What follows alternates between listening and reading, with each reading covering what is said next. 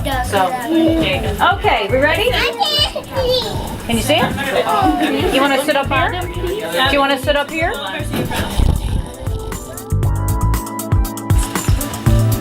There's Smartypants.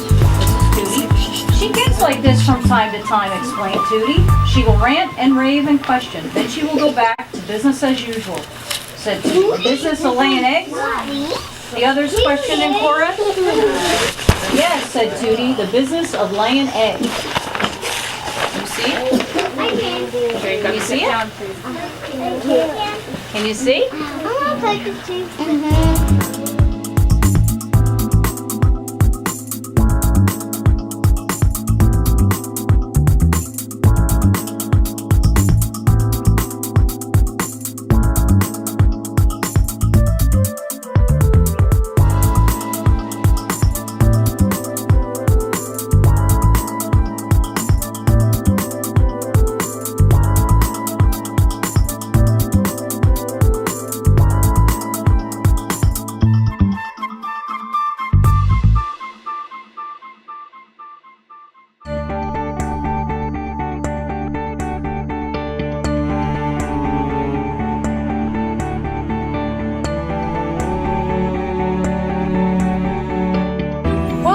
We always had chickens growing up. We had chickens, we had always lots of animals. And when I moved up here to New York State, I started out with two, Tootie and Cheeseball. And it just kind of grew from there. Every year I would get a few chickens, and Smartypants was a real chicken and would not stay inside the enclosed area. She just wouldn't stay inside the fence. So I'd be drinking my coffee or just getting up in the morning, letting them out, and I'd turn around and there she was. And I could not figure out how she was getting, because it's a 6-foot high fence, I couldn't figure out how she was getting out. And then the one time she almost hit me. As I'm closing the door behind me, she flew right over. She would come right out of the coop and fly right over that fence and follow me around like a little dog. So she inspired me. So she still inspires me. So that's how the book got the beginning, got the start there.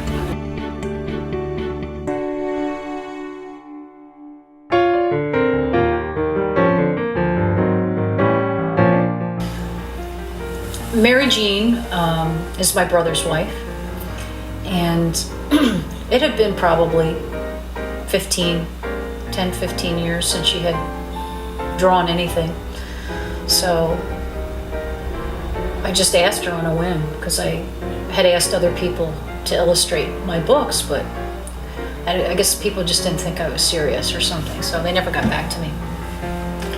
And Mary Jeanne was so excited. She loved the story initially and fell in love with the character, and it inspired her to make these drawings as from the heart as she did. They're just gorgeous, you know.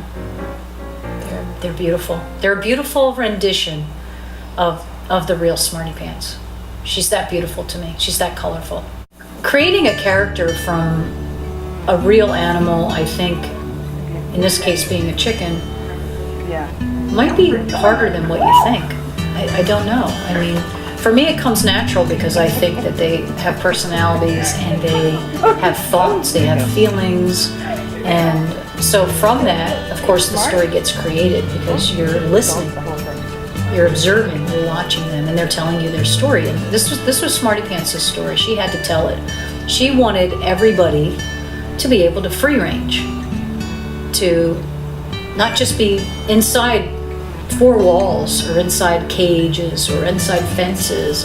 And that story had to be told, whether I told it or somebody else told it. So Smartypants was just an organic, simple process that just came from me out of love for her and the fact that she could not be contained within a fence, and I accepted that.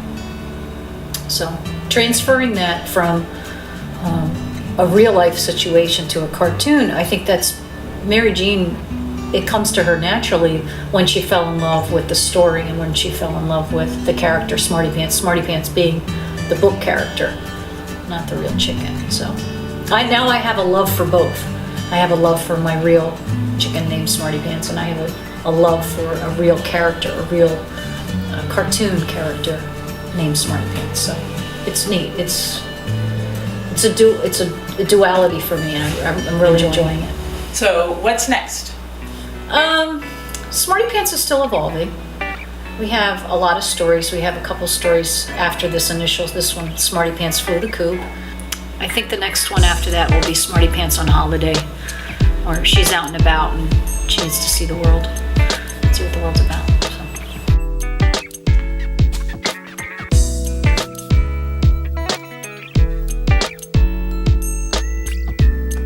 Is that your new coop, Smarty? Is that where you want to be? Is this your new, your bed?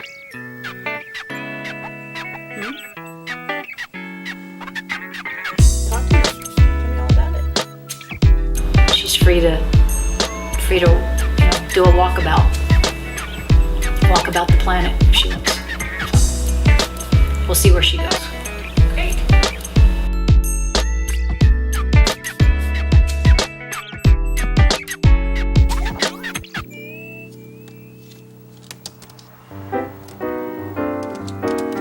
Okay. There you go.